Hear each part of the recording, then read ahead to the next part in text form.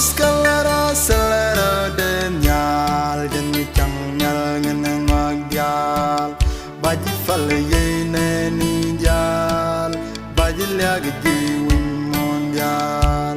Palashan Jextra Kos Dunda Nagapen Nadial Wimon Madera La Poinkel Nas Janvaye Kamal We Dundial Pun Nogi Jawa Loida Wisham Jala Dubana Nunene Dialog Dominga Bajanga the Pridin Koskal Kunamune Malakos Danya Danaja Munanya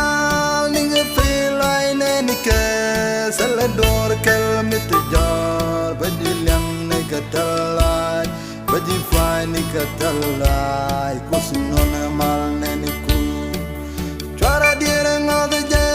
salador mi biji wan mi tire ladde Baji pos mal kenengo cham tire rinniwa chu der gwin drop du kusin dan katija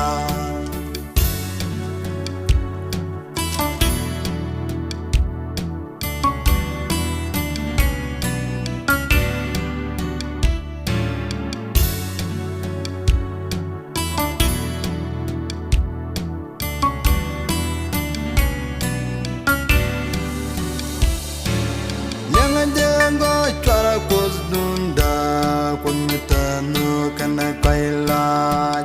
lara jan rubu otaran lara jan bishan yal binsu ramlaro be falarangwa kudaji gwere wandyal chantire gweryak sagjor changal musbijan baidu Nan bani shang pala chanja Kuda kal salara de changyal Baya nyos dop tege minga Bajanga de pridin kuskal Kumanguna mala kusidangya Dana janguna nyal Ninga felay nenika Salador kal mitijar Badilyang negatalay Baji fine katalai kusinona mal neniku Chara dirang ade je salador mi biji wan mi tire ladde Baji pos mal kenengo cham tire rinniwa chu der gwin drop du kusin dan katija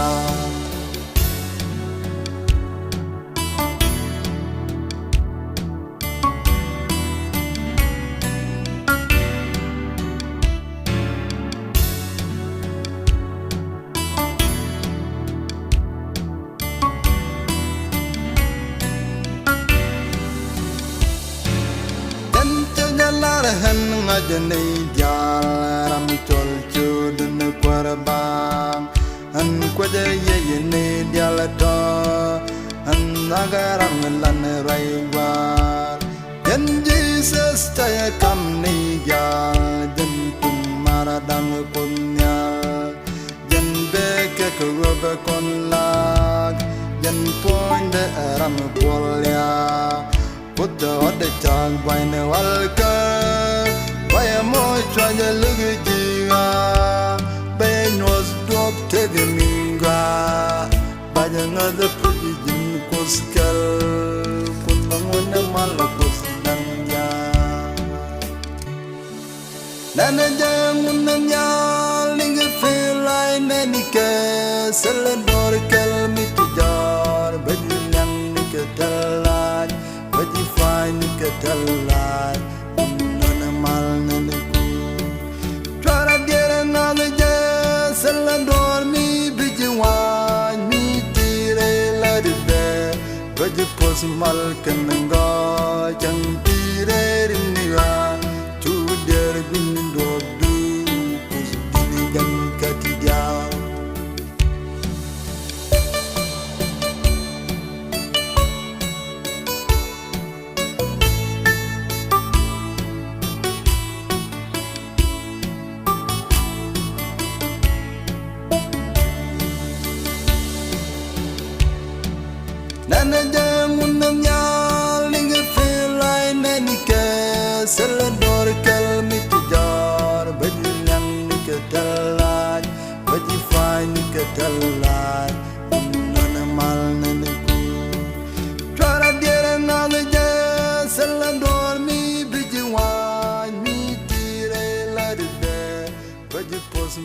kan